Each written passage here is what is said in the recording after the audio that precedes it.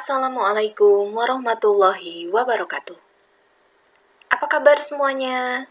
Senang sekali ya, hari ini bisa menjumpai kalian semua melalui video ini. Nah, pada video sekarang ini, Ibu akan menjelaskan materi lanjutan dari materi yang sudah kita pelajari bersama di video pembelajaran sebelumnya. Masih tentang akar-akar persamaan kuadrat, namun kali ini kita akan belajar mengenai rumus jumlah dan hasil kali akar-akar persamaan kuadrat.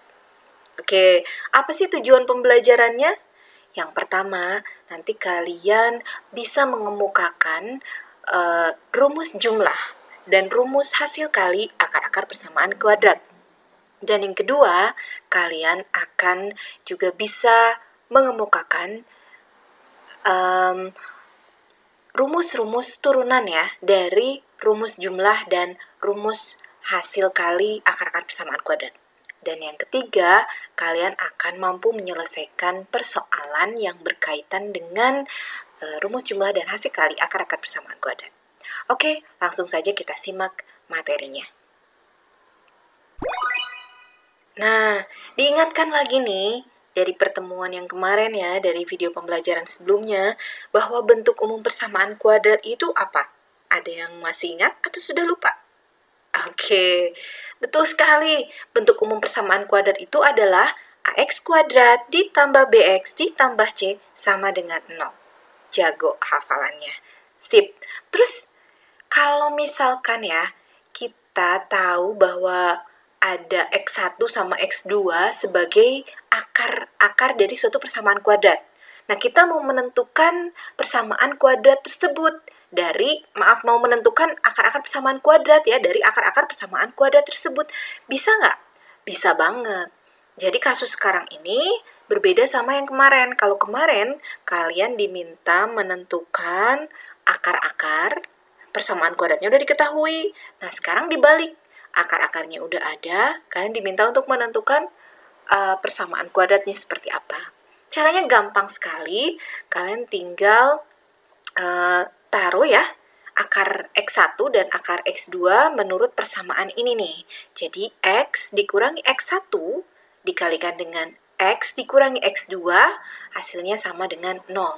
Dengan melalui perkalian biasa, X dikaliin X dikali negatif X2, negatif X1 dikali X, dan negatif X1 dikali negatif X2, dan setelah dikelompokkan nanti diperolehlah yang ini nih.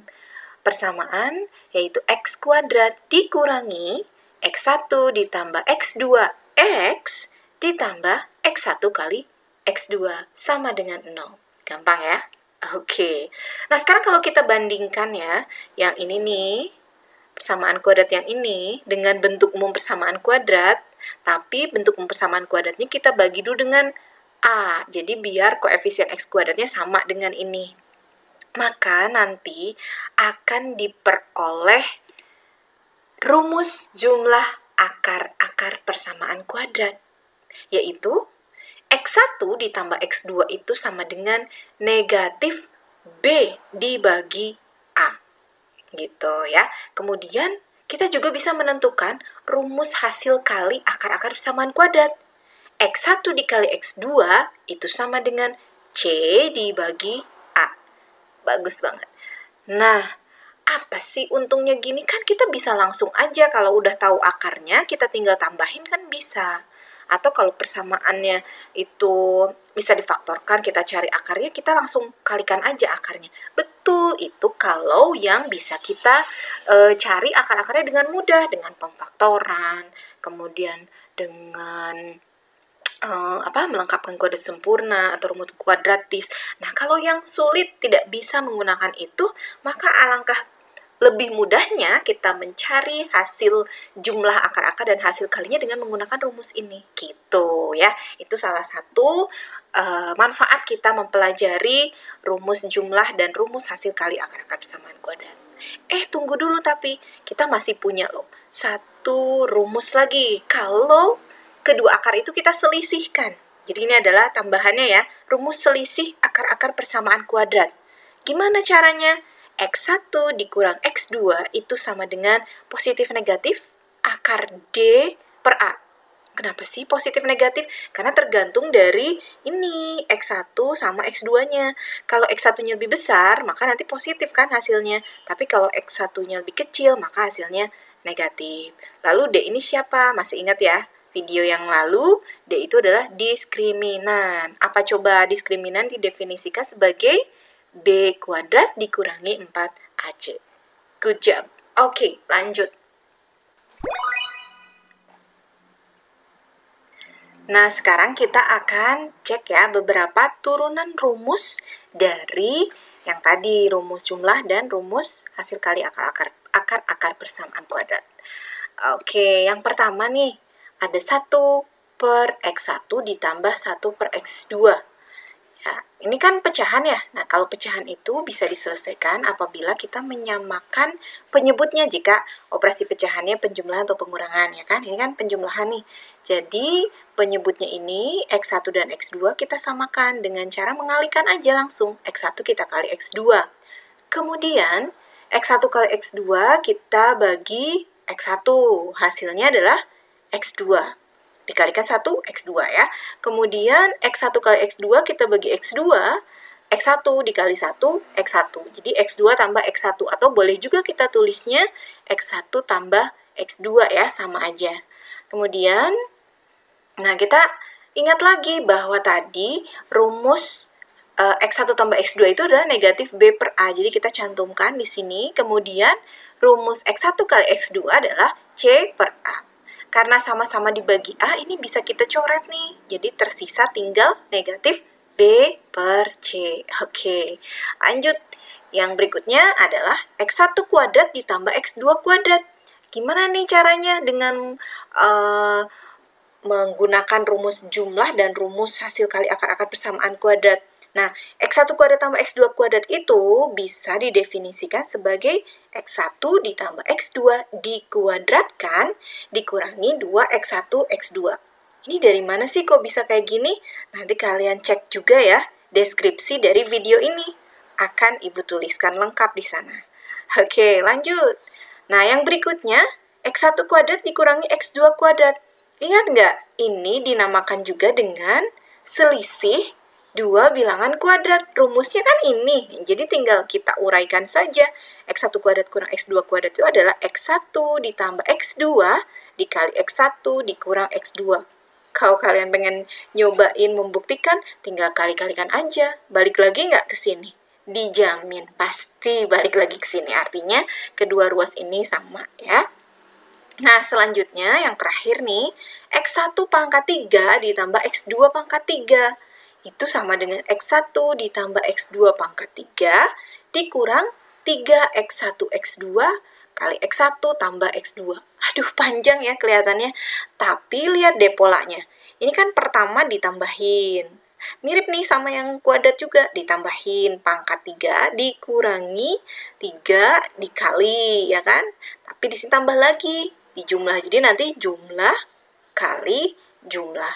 Yakin deh kalau kamu sering berlatih, pasti ini bukan jadi masalah lagi ya. Oke, lanjut. Nah, sekarang giliran kita bahas contoh soal ya. Kita lihat contoh soal yang pertama. Diberikan suatu persamaan kuadrat. X kuadrat dikurangi 3X ditambah 6 sama dengan 0. Jika X1 dan X2 adalah akar-akar persamaan kuadrat tersebut, tentukan nilai 1 per X1 ditambah 1 per X2. Oh, tadi kan sudah dibahas rumusnya. Ada dua ya kan, bisa kita pakai dua cara. Nah, tapi sebelumnya kita harus menganalisis dulu. Jadi wajib nih kalau kalian mau menggunakan rumus jumlah dan rumus kali akar-akar persamaan kuadrat, kan analisis dulu A, B, C-nya dari sini. Masih ingat nggak A itu apa, B itu apa, C itu apa? Oke, tepat banget. Di bentuk umum persamaan kuadrat ada ya. A adalah koefisien X kuadrat, berarti di sini 1. Sip. B itu koefisien X, berarti di sini negatif 3. Cocok. C itu adalah konstanta. Konstanta tuh yang nggak ada variabelnya. Itu 6. Oke. Kita pakai cara 1 dulu deh. Nah, cara 1 itu dengan melibatkan rumus jumlah dan rumus kali. Jadi, kita cari dulu rumus jumlah akar persamaan kuadrat ini. X1 tambah X2-nya adalah negatif B per A. Ya, sama dengan negatif dari B-nya kan negatif 3 per 1. Negatif kali negatif hasilnya 3. 3 dibagi 1, 3 dong. Oke, sekarang rumus kalinya ya. Rumus kalinya adalah X1 kali X2 sama dengan C per A. C-nya 6, A-nya 1. Gampang banget, 6 bagi 1 sama dengan 6. Oke, sehingga 1 per X1 ditambah 1 per X2, tadi rumusnya adalah X2 ditambah X1 per X1 kali X2. Nggak boleh X1 tambah X2 ya, kan sama aja berlaku sifat komutatif nih. Ya, tinggal dimasukkan. X1 tambah X2-nya 3, X1 ke X2-nya 6. 3 per 6. Kalau kita sederhanakan, masing-masing dibagi 3, maka diperolehlah 1 per 2. Paham nggak? Oke, paham ya. Sekarang lanjut ke cara kedua. Nah, di cara kedua nih, dari turunan rumus tadi ya, kalau 1 per X1 ditambah 1 per X2 itu sama dengan negatif B per C. Jadi udah tinggal masukin aja. B-nya negatif 3, C-nya 6. Negatif dari negatif 3 itu positif 3 dibagi 6. Sederhanakan, bagi 3 masing-masing. Hasilnya 1 per 2. Sama kan? Sama dong, kalian boleh pilih pakai cara 1 atau cara 2. Yang termudah tentunya yang harus kalian pilih. Oke? Lanjut deh. Nah, yang ini contoh soal 2. Sedikit berbeda ya sama contoh soal yang pertama. Diberikan persamaan kuadrat 2kx kuadrat dikurang 9x ditambah k kuadrat sama dengan 0. Jika diketahui x1 kali x2-nya 12, berapa nilai k? Nah, itu yang harus kita kerjakan.